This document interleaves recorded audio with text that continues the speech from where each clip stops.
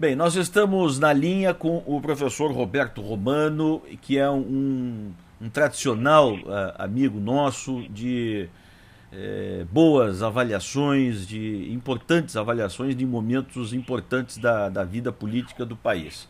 Mas esta semana nós estamos nos dedicando a avaliações gerais sobre economia, sobre política, enfim. E o professor Romano está de volta para nos brindar aí com o que ele está pensando deste final de 2013. Professor Romano, muito prazer tê-lo conosco. Bom dia. Bom dia, o prazer é todo meu. Bem, professor, nós tivemos aí um ano repleto, né, de mensalões de Supremo Tribunal Federal. O presidente Barbosa parece ser aí o favorito da vez da população, né? Eu acho que nunca tivemos um presidente do Supremo tão famoso, né? E outras tantas, né? Outros tantos desafios aí com relação às eleições de 2014. Parece que vamos ter uma eleição bem atípica, né? Com misturas partidárias, de interesses, enfim, estadual, nada a ver com nacional muitas vezes, esses partidos que buscam coligações. Como é que o senhor está vendo, hein, professor, na sua visão como um político, como um homem da avaliação política, do observador atento da cena, o que é que o senhor está observando aí deste final de 2013, professor Romano?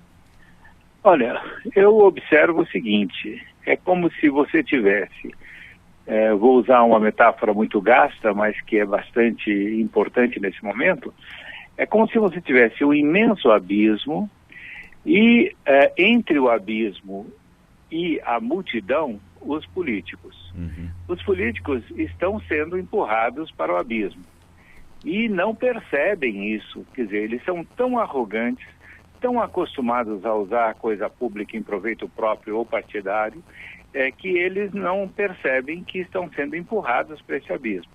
E isso, eu diria que no final desse abismo existe o caos, né? Veja, nós tivemos as manifestações de junho, de julho, nós tivemos a radicalização dessas manifestações que foi repudiada pela população com os Black Bloc. Você teve, então, uma tentativa, uma queda da popularidade da presidente da República. Você teve, enfim, uma série de fatos que mostraram que os políticos deveriam tomar um caminho de respeito à população, respeito à coisa pública. E, no entanto, eles continuam na mesma farra. Essa notícia que escandaliza o país todo hoje, do presidente do Congresso Nacional usar um avião oficial para fazer implante dos cabelos, né, é de arrepiar qualquer careca, né? Então, nós temos aí essa falta de sensibilidade para o que está ocorrendo, né? Você tem, por outro lado, um processo difícil da economia com uma possível retomada da inflação, o que é letal para toda a democracia, né?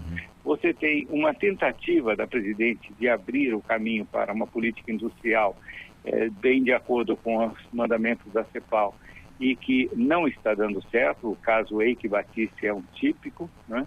Então você tem aí uma situação bastante convulsionada e incerta, e você não vê uma elite política que possa, como estadista, encaminhar esses problemas. Então eu não sou pessimista, mas eu vejo com muita apreensão o que pode ocorrer em 2014. Agora, professor, o senhor está desenhando aí, eu não sei se exagero dizer, mas uma crise política de ordem moral e ética, né?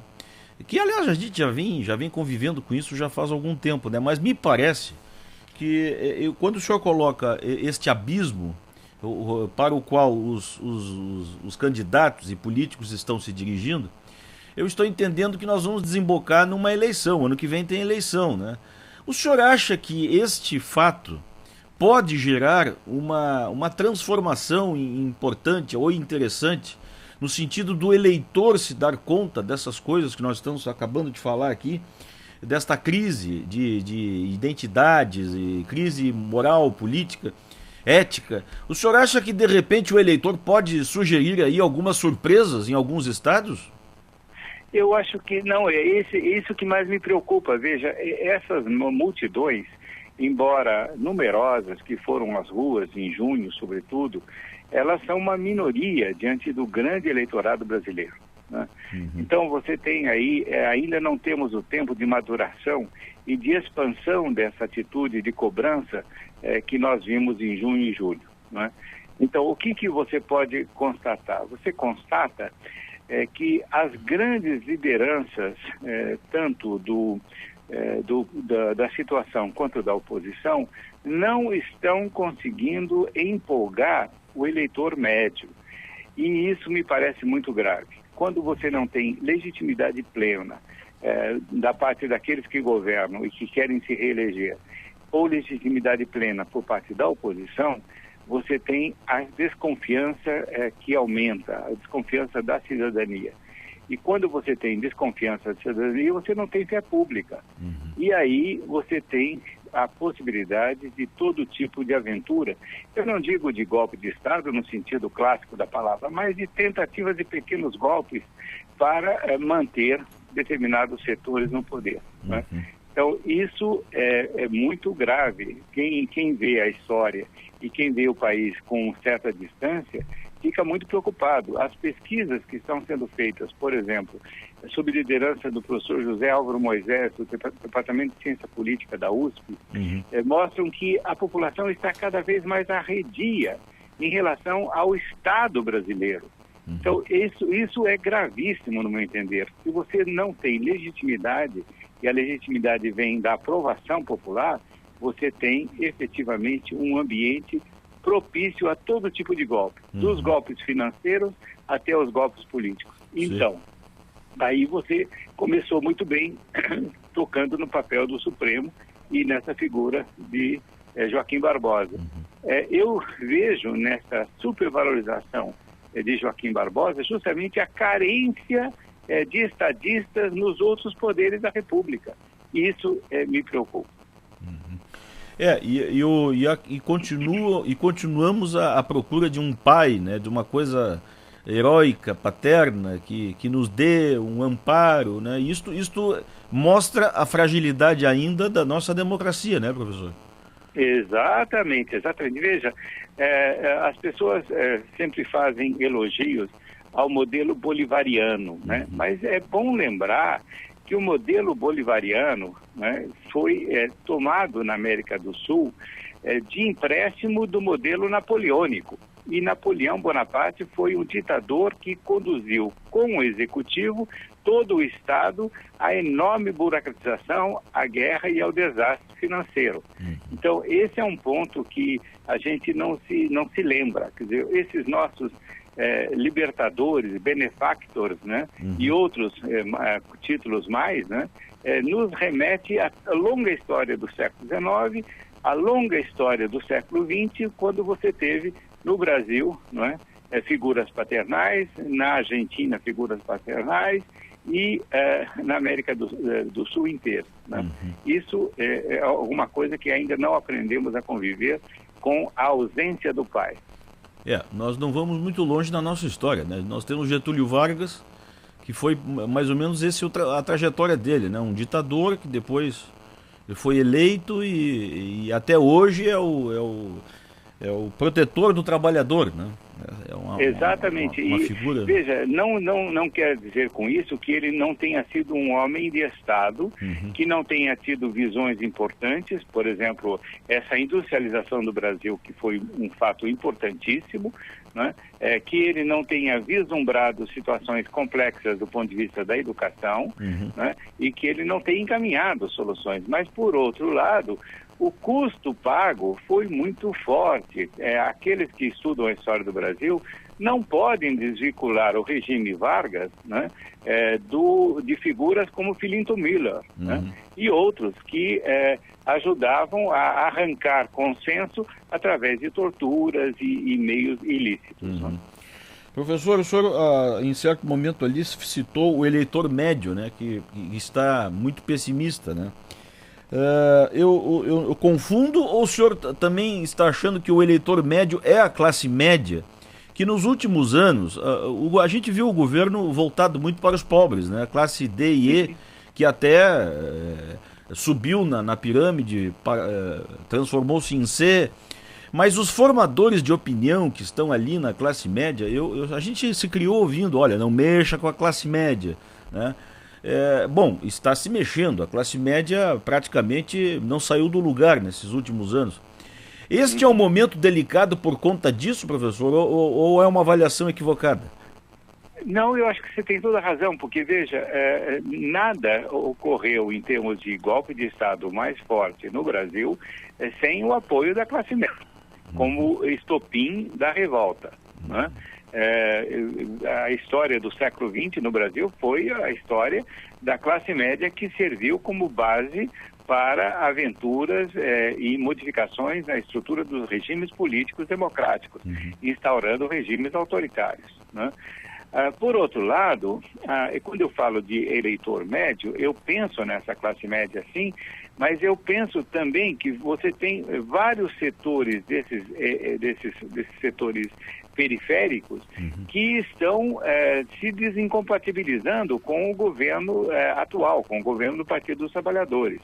Veja, você tem em São Paulo, que é uma metrópole importantíssima, um movimento diário de sem-teto que chegam a invadir a Prefeitura de São Paulo e que invadem prédios dentro da cidade e que mostram total ruptura com o modelo do Partido dos Trabalhadores.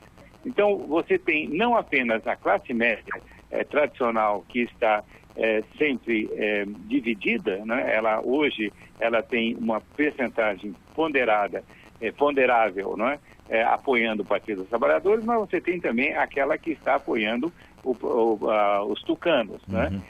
E algum setor que está esperançoso em figuras carismáticas também, como Marina Silva, e no bojo de Marina Silva, talvez Eduardo Campos. Mas, por outro lado, quando eu falo de eleitor médio, é que você detecta já, existem pesquisas detectando insatisfações mesmo nesses setores periféricos da sociedade, que ainda não foram incorporados, ou que aí dificilmente serão incorporados, porque o déficit da política habitacional, por exemplo, só para ficar no sem-teto, é muito grande no Brasil inteiro, né? Bom, professor, nós estamos aqui, para quem ligou o rádio só agora, nós estamos conversando com o professor Roberto Romano, cientista político, sobre as coisas deste ano e avaliando um pouco a ciência política e um pouco do nosso perfil aí deste ano. Agora, ô professor, nós tivemos no meio do ano as manifestações, né? Eu arrisco dizer que pouca gente conseguiu dizer alguma coisa, digamos assim, conecta com as manifestações, né? Nós tivemos assim diversas interpretações e até hoje não se sabe bem o que essas manifestações quiseram dizer, né? Porque foram muitas as vertentes ali, os caminhos, enfim, apareceu gente de tudo que é jeito ali, né? Estas manifestações em relação ao que nós vamos ver o ano que vem nas eleições, o senhor acha que tipo de palanque nós vamos ter à sombra destas manifestações e das demandas da sociedade nesta eleição que vem, professor? Olha, o que eu vejo é que você terá, de um lado, um apelo fortíssimo à propaganda. O caso de João Santana é claro, é evidente. Duda Mendonça está sendo cobiçado por muitos políticos por aí, né? E você vê, assim, uma indefinição dos tucanos em relação à propaganda, justamente porque eles não encontraram ainda o tom de oposição contra o governo, né? Agora, por outro lado, essas divergentes posições, essas reivindicações tão diversas, elas, se você pegar o espectro geral delas, você vê que todas elas tratam de alguma política pública. Ou é transporte, ou é saúde, ou é educação, ou é segurança, etc. O que quer dizer? que a população que paga impostos, seja ela pobre, seja ela classe média, seja ela abastada, essa classe média não está satisfeita com os serviços públicos efetivados pelo Estado brasileiro. Sim. Há uma matéria recente, de sábado passado, do Correio Brasiliense, que é muito elucidativa nessa linha, né? As pessoas pagam impostos, mas os serviços em todas as áreas são péssimos. De onde essa aparente balbúrdia das reivindicações? Um reivindica o transporte, outro reivindica outra coisa, mas, na verdade, são todas as políticas públicas que estão sendo questionadas. E aí, por insuficiência absoluta, não apenas de recursos financeiros, mas também de pessoal capacitado, por excesso de burocracia, por arrogância dos políticos, pela corrupção que retira os meios de produção dessas políticas públicas. Veja, um dado que ainda hoje nos envergonha: 60% dos municípios brasileiros não têm água e esgoto dignos desse nome. Isso já seria um índice para alertar o governo. Então, tudo isso pode sim aparecer durante 2014. Claro. Basta que alguma coisa errada ocorra no caso da Copa, por exemplo, que você vai ter pretexto para manifestações bastante fortes. A Copa, ela tem esse significado, né, de fazer o desandar da coisa ou não, né? Exatamente. E o governo está pisando em ovos, né, nessa questão, porque ali você tem o problema da corrupção, você tem o problema digamos, da falta de previsão, de incompetência, e você tem, além disso, o outro lado, que é a cartolagem, né? Você tem a cartolagem política e você tem o outro lado, que é a cartolagem da FIFA, da CBF e tudo mais. Então, pretextos não faltam para que as massas cheguem até as ruas reclamando do governo. E aí, a presidente Dilma Rousseff pode ter uma surpresa muito desagradável. Aliás, eu acho que não há uma torcedora maior da seleção brasileira do que a presidente Dilma, né? Esse é um lado simpático. Então tá. Professor, muito obrigado, viu, mais uma vez pela sua atenção, pelo seu carinho com o nosso trabalho aqui. Quero lhe desejar um bom 2014, muita saúde, muita paz aí, harmonia para todos nós, e quero continuar contando com a sua força aí. Muito obrigado, viu? Olha, eu estou sempre a seu dispor, desejo que Deus proteja a você, ao seu programa, aos seus familiares, seus colegas, e que a gente, em 2014, ao contrário desse quadro sombrio que eu delineei, nós tenhamos um elemento de esperança e de alegria, porque nós brasileiros merecemos. Tá certo. Muito obrigado, professor. Um abraço. Um abraço. O professor Roberto Romano, que nos atendeu aí e mais uma vez fez uma boa avaliação sobre este ano que foi de 2013. Foi isso, pessoal. Voltamos numa próxima.